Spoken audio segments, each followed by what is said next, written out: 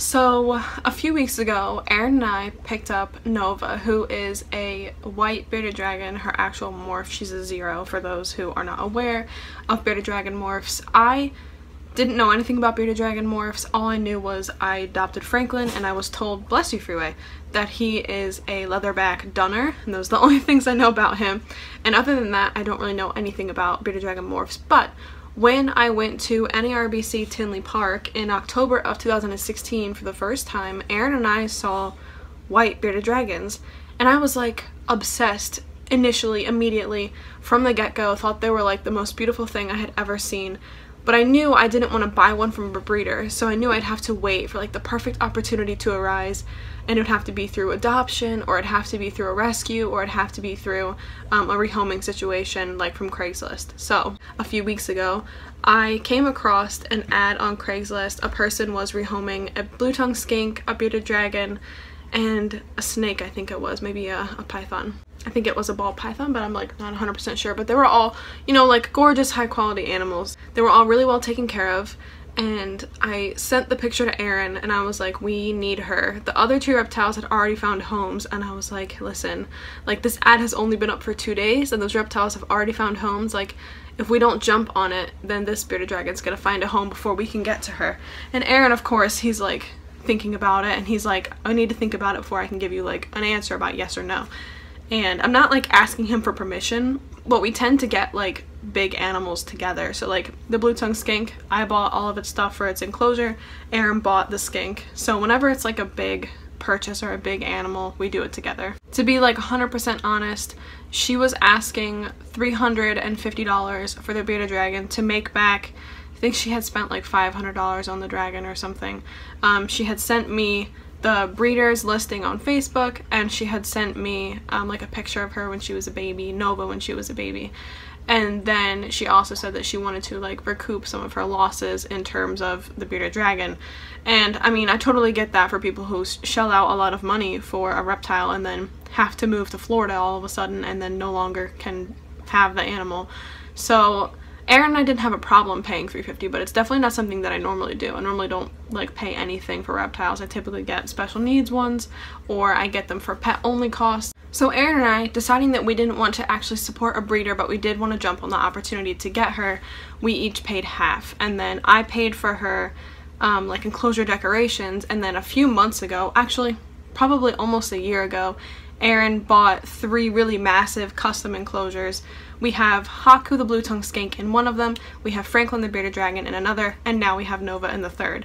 So it was pretty split even how Erin and I paid for her and the enclosure and decorations. So we tried arranging a schedule like to pick her up like a week after we had originally found the Craigslist ad, which was on a Thursday. I found the ad on a Thursday. Erin said yes, we can get her on Friday, and then on Sunday we picked her up. We weren't intending to pick her up so soon after we had even just found her. The person was moving to Florida like that following week, so that weekend was the only opportunity to rehome her that they had. So we had to real quick jump to action to get the enclosure ready. And fortunately I had like a bulb on hand for her and a couple other things, and then I had to rush order some things from Chewy. Shout out to Chewy for that free 2-day shipping for buying a certain amount. I think it's like $50, but whenever I get that free shipping, it's always like 1 day, it's not 2 days. So shout out to Chewy, they came through in my minute of need. So I got everything set up for her, everything's ready to go. And then Sunday morning we woke up really early and we went and picked her up. She was in Chicago, which is like 2 hours from us. I think she was exactly 2 hours away.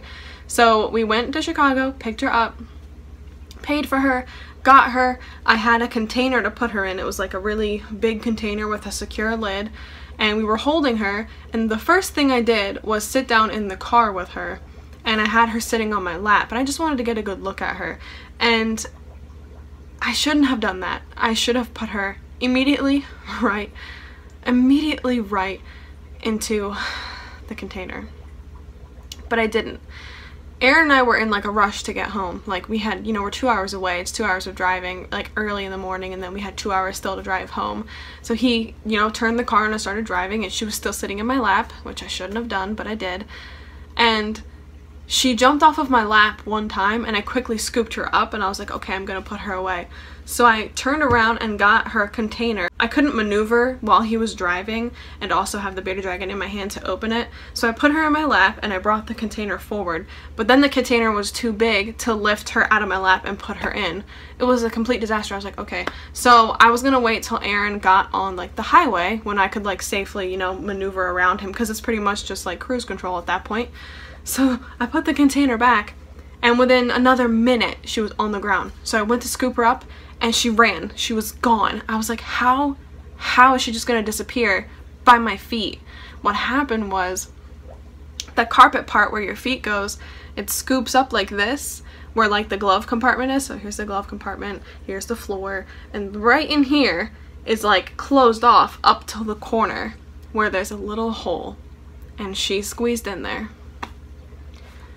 Mortified. I was mortified when I realized I couldn't get to her. So we end up being on the toll road. We pull off about like first rest stop, which was like a few miles in. So we pull over to the rest stop. I'm 100% sure I can't get to her. She's not on the ground. And then we hear her in the dash. Now, at this point, even talking about it, I was in like full-blown panic for like 3 straight hours that day. I was like, and who cares how I was, because she was in a full-blown panic because she was in the middle of a car, of a dash, and she was basically kidnapped from her old home, had a very, very traumatic experience being stuck in a car. So Aaron and I, we pulled over, we got tools out of the car, started taking the car apart, and then we realized we didn't have the exact tools we need to get farther in to where she was. When we pulled off like the air vent at the top, she stuck her head out and we could see her. She was that close, but we couldn't get her. Like her shoulders were too wide and her head was little enough to fit through the hole, but her shoulders couldn't. So I immediately start looking for like car shops or auto repair shops, body shops, whatever, because I was like, I don't have the tool on hand and we're 2 hours from home. So I have to find someone. I'm like getting choked up talking about it, I'm sorry. So I have to find someone that can get her out. So it's a Sunday. There is not a single car repair shop open at all. Not in Chicago, not just outside Chicago, and not at home either. I tell Aaron, after like 45 minutes of trying to get her out, we like covered the dash so that it wouldn't get like hot or anything like that while we were sitting and waiting. I told Aaron, I was like, look, I was like, we have to go home and we have to use what tools we have necessary to get her out there. At this point, I'm like 2 seconds away from just like uncontrollable weeping, but I know that that like would make Aaron more uncomfortable, and I've already made him uncomfortable enough because he has to take apart the car and the bearded dragons inside of it. Oh my god, it was an absolute disaster. Like 100% my fault, 100% mine. I take full responsibility, and so I couldn't like break down in that moment and cry, even though I really wanted to. We hit the road. She's just chilling. We can see her head. She keeps it out of the hole. She looks fine. She doesn't look stressed out. Her mouth isn't open, which would indicate that she's too hot or anything like that. We don't have the air going in the car because obviously she's inside. There's fans in there, cold air, so we just have the windows down. So we drive like that the whole way home. We get home, pull into the driveway. Aaron gets the necessary tools. He's able to, you know, get into the dash through the steering wheel column, like right above where like the display board is, and he gets her out. He was like, he opened it and he grabbed her by her tail and her belly and just pulled her right out, and she was not happy. She was full Blackbeard. She was like, her mouth open at him. She was very unhappy. Well, of course she was unhappy. She was trapped in a car for hours. And so she was completely fine, not a scratch on her, nothing.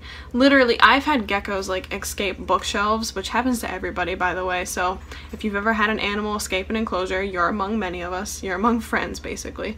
So I've had geckos escape enclosures and they get like a little scratch on their toe, but Nova, inside of a car, nothing happened to her. She came out pristine. She wasn't even dirty. I don't know how. So I'm very thankful for that. And then so we took her inside, we put her in her house, and then for a solid week she was nothing but grouchy, which is totally acceptable. But she's fine to this day. And I wanted to share that because I really want to put this out there as a cautionary tale. I literally just saw someone on Instagram with a leopard gecko in their hand sitting in the car like yesterday, and I was thinking the whole time, I'm like, oh man, I really hope they're not as fast as Nova.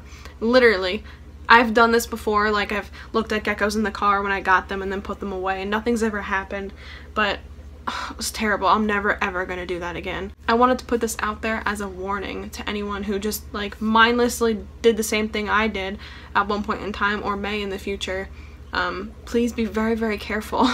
Oh my god, please be careful. I also want to express like extreme thanks to people on Instagram. I had posted this originally as an Instagram story and a lot of people were very, very supportive, so I really appreciate that. And I also appreciate those of you who had similar stories and decided to share them because it made me feel better. Like I felt like a literal piece of poop. Like I felt terrible. I don't curse on this channel, but I would have to express how terrible I really felt. Like I can't tell you, like for hours that day I panicked and had my adrenaline pumping, and when it was all over and done with, I almost passed out. I was so tired from just like the mental stress of it all because there was like nothing I could do. I could just sit there and wait while Erin was trying to get her out. Like I felt useless and hopeless, and it was my fault to begin with. So even reliving it right now makes me very angry. I'm petting my dog. He can tell I'm stressed. He came to join me. But I wanted to be completely honest. I wanted to share my story and in the hopes that it helps like someone out there. Thank you for watching. If you were interested, subscribe. I feel weird plugging all the stuff at the end, so if you want to do any of the likes and comments and subscribing and notifications and links below, then go ahead. But I'll see you guys in the next one. Please be careful with your pets and be a little bit more reasonable than I was that day and a little bit more cautious. Bye.